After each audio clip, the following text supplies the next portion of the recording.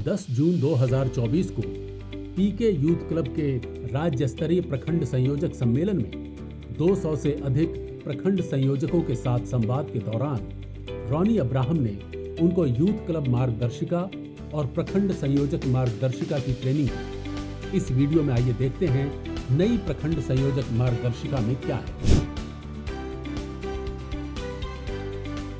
उनका कहना है कि यूथ क्लब के माध्यम से युवा नेतृत्व को तैयार करने में प्रखंड संयोजक की अहम भूमिका है। आपका 2 अक्टूबर 2024 तक का प्रत्येक प्रखंड संयोजक को कम से कम 25 यूथ क्लबों को लगातार सक्रिय बनाकर जन स्वराज की सोच, शक्ति और सेवा भाव गांव-गांव तक पहुंचाना है। हर महीने 25 क्लबों को सक्रिय रखना, हर महीने 2 से 4 नए क्लबों का उद्घाटन करना, हर महीने 1 से 2 प्रखंड स्तरीय कार्यक्रम का सफल आयोजन करना, अपने प्रखंड कार्यालय को नागरिक सहायता केंद्र के तौर पर विकसित करना। आपको सब क्लबों का दौरा करना चाहिए। हर महीने 1 से 2 बार हर क्लब को आप खुद जाके आपको विजिट करना चाहिए, आपका वहां पे भ्रमण होना चाहिए। दूसरा, यूथ क्लब के सारे पदाधिकारियों को मार्गदर्शिका की ट्रेनिंग दीजिए।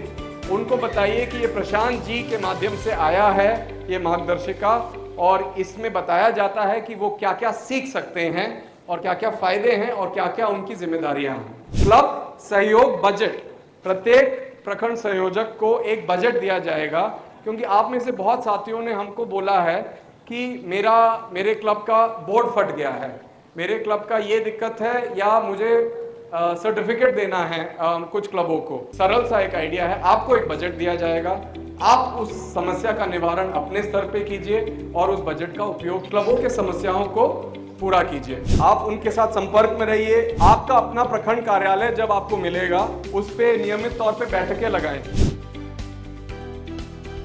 हर महीने 2 से 4 नए क्लबों का उद्घाटन, उसका एक पूरा प्रक्रिया है। योग्य युवाओं को ढूंढें, उन्हें क्लब खोलने के बारे में बताएं और क्लबों का फायदा बताएं और वो पूरा समझाएं। उनको बताइए कि अगर आप में जज्बा है, जन स्वराज से जुड़ना है, प्रशांत जी के साथ जुड़ना है और बिहार में व्यवस्था परिवर्तन करने में आपकी अपनी आहुति है, देनी है, तो आप जुड़िए और आप अपना नेतृत्व विकसित कीजिए, अपना और कौशल, प्रबंधन कौशल विकसित कीजिए, और आपको जो क्लब अध्यक्षों को जो फायदा जन स्वराज की तरफ से मिल रहा है वो आप पे भी लागू है। ये सब चीजें उनको समझाइए। 5 काम हैं। सबसे पहले, क्लब की गतिविधियों के लिए एक जगह चुनना, अपना टीम बनाना 5 लोग का, खुद को अध्यक्ष रख सकते हैं, बाकी 4 लोग को उपाध्यक्ष, कोषाध्यक्ष वगैरह रख सकते हैं। इन 5 लोगों के साथ एक व्हाट्सएप ग्रुप बनाइए और उसमें हमारे टीम के 2 नंबर यहाँ पे दिए गए हैं, उनमें से किसी एक नंबर को जोड़ना है, तो 6 लोग हो जाएंगे और उनको एडमिन बनाना है। अब इन 5 लोगों को घर घर जाके क्लबों के सदस्य जोड़ना है। ये है जमीनी कार्रवाई। जो नामांकन किट है वो हर घर जन स्वराज वाला सदस्यता बुकलेट है, 25 पन्ने हैं उसमें, तो उनका नाम और नंबर और पता बुकलेट में लिखा जाए और जो नए सदस्य हैं उनके फोन से 97216 पे मिस कॉल दिया जाए और फिर उनके और आपके टीम के साथ आप एक सेल्फी ले। जैसे मान लीजिए कि हमने संतोष भाई के घर गए, तो संतोष भाई के साथ हम एक सेल्फी लिए अपने टीम के साथ, 4-5 लोग उनके घर पे, फिर संतोष भाई को अपने व्हाट्सएप ग्रुप में जोड़े और वो सेल्फी उस ग्रुप में डाले, तो हमको पता चला कि जो हमारे साथी हैं वो सही में संतोष भाई के घर गए और उनको जोड़ा है। ऐसे जब 25 लोग जुड़ जाएं, उनको बोलिए कि अब वो 1, 2 या 3 लोगों को अपने से उस क्लब में उस व्हाट्सएप ग्रुप में जोड़िए और उस व्हाट्सएप ग्रुप की संख्या 100 तक ले जाइए। अब मान लीजिए वो 100 तक नहीं होता है, कोई दिक्कत नहीं है, लेकिन 100 तक का टारगेट उनको दिया जाता है। तो ये 5 काम हैं। जब आप ये 5 काम कर लेते हैं तो आपका क्लब रेडी टू ओपन घोषित हो जाता है और आप लोग जाके उसका उद्घाटन भी करके आते हैं, किट वगैरह देके। जो हम कार्यक्रम बिहारी अस्मिता के बिंदु में यूथ क्लब मार्गदर्शिका में लिखे हैं, वही सब कार्यक्रम आप अपने प्रखंड स्तरीय स्तर पे उसको कर सकते हैं। इसमें आप नागरिकों की मदद करें, जैसे कि आधार कार्ड बनवाना, राशन कार्ड अपडेट करवाना। यूथ क्लब के साथी को अगर कोई आपसे काम हो या कोई भी आपके प्रखंड के साथियों को आपसे काम हो तो उनको बताइए कि वो आपके पास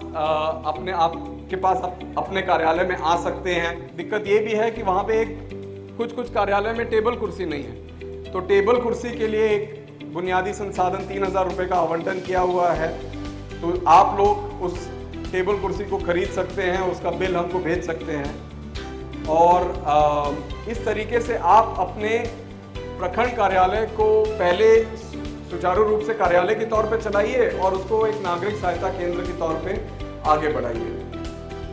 इसके लिए जो बुनियादी संसाधन है वो दो हैं। एक तो ये है कि आपको और आपके सह प्रखंड संयोजक को प्रखंड स्तर पे एक कार्यालय का पूरा प्रभार आपको दिया जाएगा। दूसरा है जो सहयोग राशि है, इसके अलग अलग सिस्टम है, लिखित तौर पे यहाँ पे लिखा हुआ है ताकि जब आपको ये पढ़ने में आएगा तो आसानी हो जाएगा। ये कुल मिला के 15,000 रुपये मासिक तक की सहयोग राशि है, लेकिन ये इस सारे सहयोग राशि का एक मासिक प्रमाण है। 4 फायदे जो यूथ क्लब अध्यक्ष को बोले थे वही 4 फायदे आपके लिए भी है। आप लोग को ये जान के खुशी होगी कि 2 अक्टूबर 2024 को जब प्रशांत किशोर जी की पदयात्रा के 2 साल पूरे हो जाएंगे, हम प्रत्येक टॉप 10 प्रखंड संयोजकों को 1 लाख रुपए का निवेश अपने प्रखंड के कामों को बढ़ाने में मिलेगा 2 अक्टूबर 2024 को। और प्रशांत किशोर जी के साथ व्यक्तिगत मीटिंग भी मिलेगी, आप अपने जो भी आपके कार्य हैं उसमें आप बात कर सकते हैं।